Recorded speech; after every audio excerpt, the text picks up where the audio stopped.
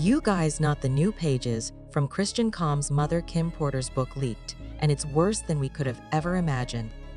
For years, there have been rumors that Kim Porter was writing a tell-all book about Diddy right before she mysteriously passed away, but the book was lost when her home was broken into shortly after her death. There are also rumors that she gave a copy of the book to her father. The book was given to a trusted friend, and for years we wondered who this friend was and what Kim Porter had to say. We knew it would not end well, but the recently released pages go beyond our wildest expectations, demonstrating that Kim Porter suffered the same abuse as Cassie did from Diddy. This was the final straw for Christian, as the idea of his mother being mistreated was too much to bear, according to an insider. Let's get started. Christian is prepared to turn informant on Diddy to the police and spill every tease. But did Christian indeed see Diddy touching his mother, Kim Porter? And did he really give the cops any devastating evidence? Since Christian has been speaking loosely about Diddy for a while, he sort of revealed the truth about the singer a few months ago. It's not surprising that he would turn on Diddy. For those of you who don't know what I'm talking about, I'm referring to the song he made after Homeland Security raided Diddy's houses and seized Diddy's computers along with a ton of other stuff. During the raid, Christian and his older brother Justin were detained by the feds and were on the verge of being arrested. These were activities that the feds missed, or he was just really stupid and young and didn't realize what he was doing. Christian was also sued for say by a woman who claimed that he violated her during a family vacay on a yacht where she worked with this. You think that he would keep his mouth shut, right? Well, no. For some reason, he decided to drop his version of a diss track where he bashed people talking about his daddy Diddy, saying, "I dare you ninjas to complain about not having Diddy when 50 Cent made their city famous? Quit lying, Pop. You are despised by many guys." The worst part of it isn't even there. In another section of the song, he outright said that the feds weren't doing enough to find the really bad stuff in the houses they raided because Diddy allegedly kept the worst evidence against him in a house he had secretly purchased next door. He said, "Kick them walls down like when those Fetty boys running both our cribs too bad." They don't know that we bought the house next door because that's the one they notice when you talk like ninjas. But when Shay gets all worked up and starts asking when his dad is on the gay six, getting the lineup, Christian really came out as the bad guy and brought light to the situation. This should have stayed in the drafts because he told the fans where to look now. However, it's unclear if he meant to do that or if he's just really slow. A new development in the case of Kim Porter. Let's just say that Diddy isn't exactly winning Christian over. After all, everyone knew that Christian was a mama boy, so the idea that Diddy may have had anything to do with Kim's death seems too much for Christian to handle. He may have heard the rumors and seen some of them, but the whole story is weirder than he thought. He once even broke her nose. After an argument aboard Coles's boat, Kim Porter, the girlfriend of actor Diddy Combs, reportedly suffered a fractured nose. After the incident, Sandro hired a cosmetic surgeon from Geneva to treat Porter. It was thought that there were more tales about Diddy in the same book, but apart from a few paragraphs, we never truly knew. Porter has subsequently stated that she hurt her face after she slammed her nose on the table. A great deal about it, one of the excerpts discussed Diddy's inappropriate relationship with Usher. Based on reports, part of the book covers Diddy's gay relationships, including footage of him sleeping with men who had steads, giving SD to Usher, and the explosive encounter between Diddy and Usher's mother, Mary J. Blige, who was reportedly beaten and forced to abort her child in 2007 after Diddy got her pregnant.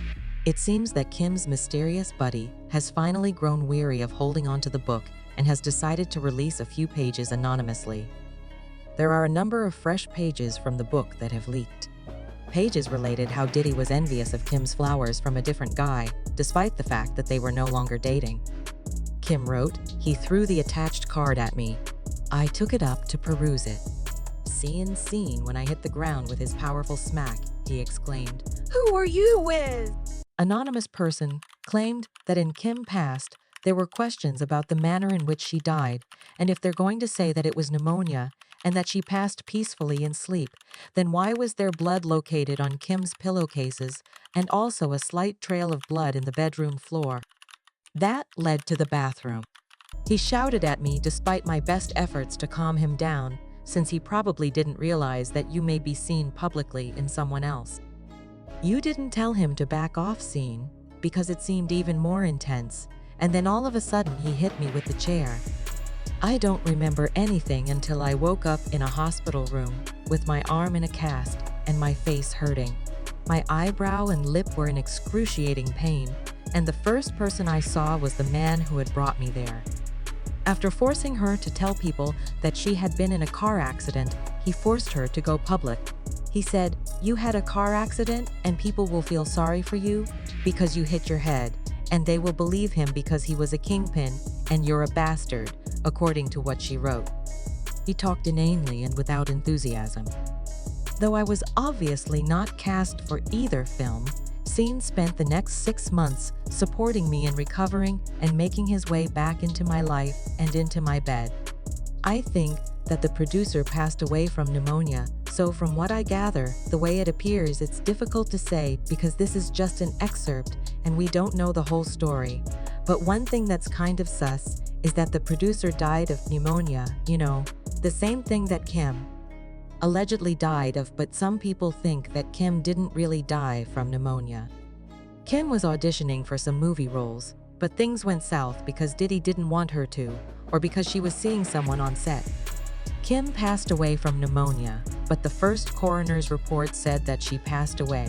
It was determined to be a suicide, and they discovered toxins in her body to demonstrate that she had been poisoned. You may be aware that some poisons may cause symptoms similar to pneumonia and heart attacks.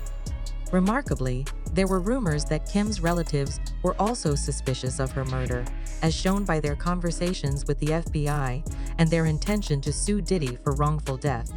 A source said that the FBI had been in touch with them all. According to Kim, 6 acquaintances and 3 family members have already been interrogated and have been instructed to keep silent. When Cassie filed her own case against Diddy, she informed the attorneys that she knew why Kim Porter was killed and that she had evidence of this. Oh, and let's not even talk about the claims that there were several cover-ups surrounding Kim Porter's death. The other night, I looked down at the car that was lying on the ground next to me, and it read, "The other night was amazing, we must do it again." I tried to explain Scene, he threw the flowers at me. "That's not how this works, you have my child, don't touch anyone, unless I allow it," she continued. I pleaded with him, "Scene, please," he yelled. Consequently, there are claims that her helpless 911 call was not returned. According to the source, Kim last called 911 at 2:43 in the morning.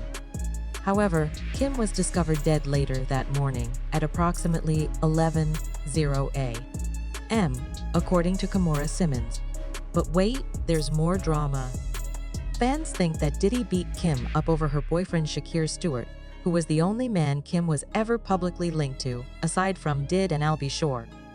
This fits in somewhat with previous rumors that Diddy was allegedly unliving Shakir, as reported by an insider.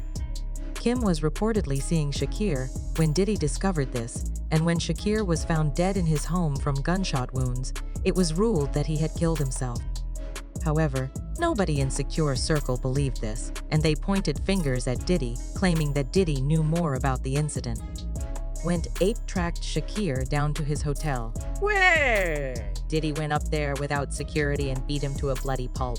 Don't let the shiny suits and curls fool you. Diddy will make a man. A few weeks later, the scenario he describes is a weird, insane NOLA that came to pass, and an insider claims that Christian Combs is finding it quite difficult.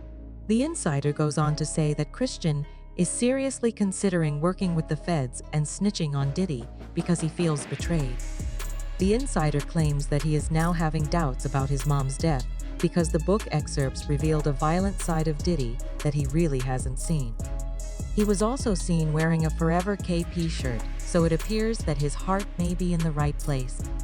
However, the fans are all over it and have been commenting on how devastating Kim Porter's death is, as well as how proud they are of Cassie for controlling her narrative and learning from that woman's fate. Cian Combs is a monster who has repeatedly utilized his abilities to dominate and manipulate humans. Never imagined the day would come when he would be held responsible. I'm curious what you guys think about this. Do you really think that Christian might turn on Diddy? Leave your comments below and then watch this next video.